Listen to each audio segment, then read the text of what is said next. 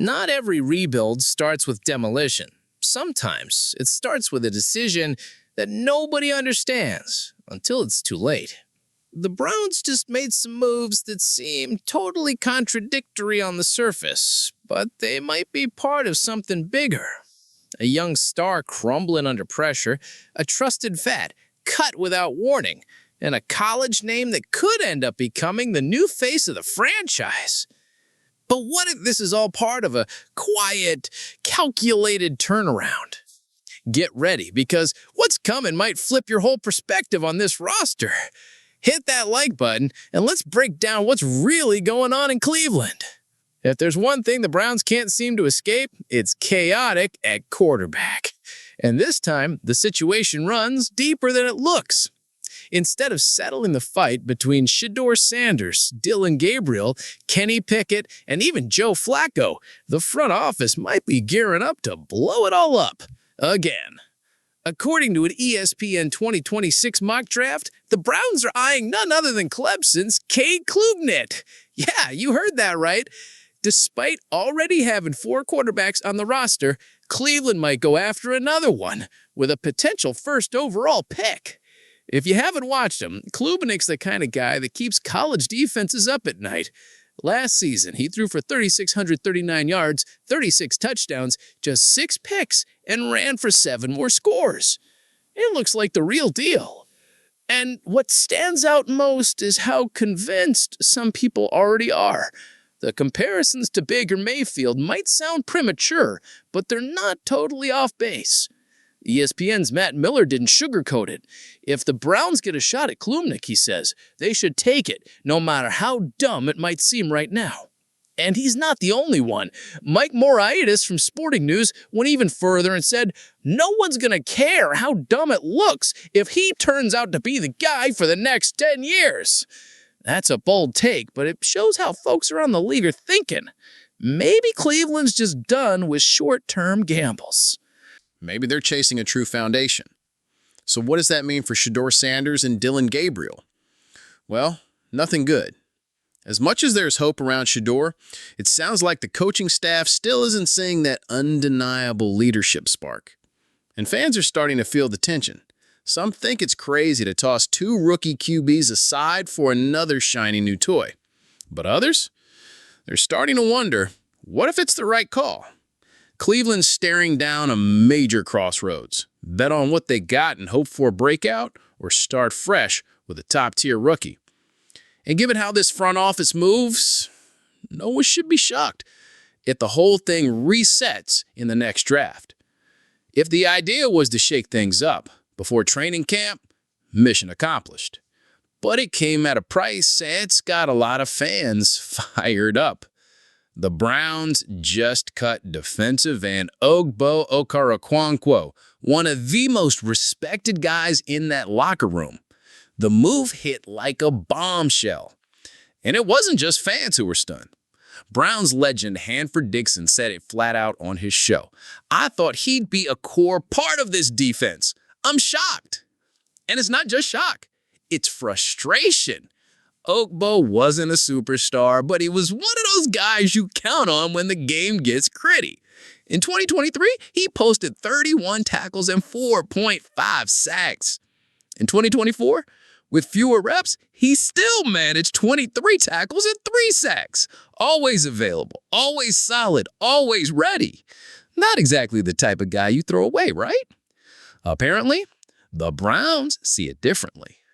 With Alex Wright returning from injury and Joe Tryon-Shoyinka, former first-rounder from the Bucs, coming in via free agency, the edge room is suddenly packed.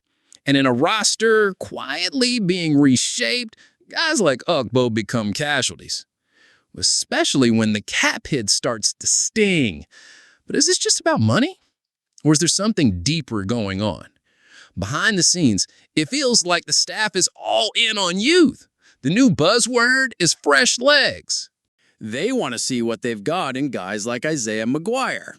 And of course, Myles Garrett remains the anchor, dominant as ever. But next to him, instead of banking on consistency, the front office wants fire, wants urgency, wants competition. And that means clearing room even when it hurts. But there's a fine line between building for the future and being reckless. Cutting Ogbo might leave a leadership gap that nobody's ready to fill. The loss isn't just on the field. It's emotional. It's mental. It's about team chemistry. Some fans get it. Others are flat out furious. But the question lingers. Is it really worth trading reliability for a roll of the dice? Or are the Browns taking a dangerous gamble just when this defense was finding its identity? And while we're still searching for answers, things are about to get even messier at the most important position on the roster. If there's one battleground that's still bleeding in Cleveland, it's the quarterback room. What once looked like a healthy competition between vets and rookies is starting to show cracks, and one of them might swallow Shedeur Sanders. A fresh breakdown from Mary Kay Cabot at Cleveland.com brings up a detail most folks missed, but it could be the deciding factor: mobility. That's right. In Stefanski's system, where unpredictability is king, if you can't move, you're in trouble. And right now, Kenny Pickett is gaining steam. According to Cabot, the former Steelers QB might not be flashy, but he brings exactly what Stefanski's looking for: quick reads, improvisation, and legs that keep plays alive when protection breaks down. Pickett got overlooked in Pittsburgh, but the guy won 14 of 24 starts, and that's not bad at all for a team in flux. He knows how to manage the game, lean on the run, and weaponize play action. With the Browns' offense still trying to find itself, that's exactly the skill set they need. Shedeur, on the other hand, is still adjusting to the NFL's speed. The arm talent is there, but slow reads and struggles under pressure are raising eyebrows. Fans wanted a spark. So far, they're seeing hesitation. Dillon GABRIEL still in the mix, but he's facing the same issues. And Flacco, he's a mentor now, not a real contender, which leaves us in a tight spot.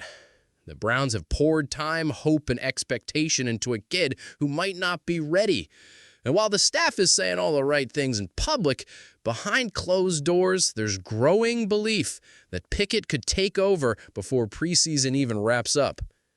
Not because he's amazing, but because he works. And sometimes, that's all it takes.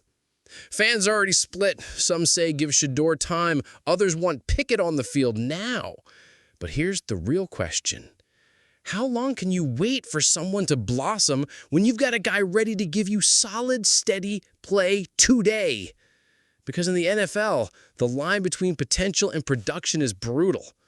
And if Stefanski feels the heat, he's going to play it safe, even if it means benching the face of the future. 3 big moves, 3 tough calls, 1 cold reality. The Klubnik rumors, Ogbo's release, and Pickett's quiet edge all point to a roster being reshaped with surgical precision. And anyone who can't keep up, they're out. But is this a bold strategy that pays off, or just another heartbreak waiting to happen? Now it's your turn. Provided you're running the show in Berea, what would you do? Drop your take in the comments, hit that like, subscribe to the channel, and we'll be back tomorrow with more Browns Truth Bombs.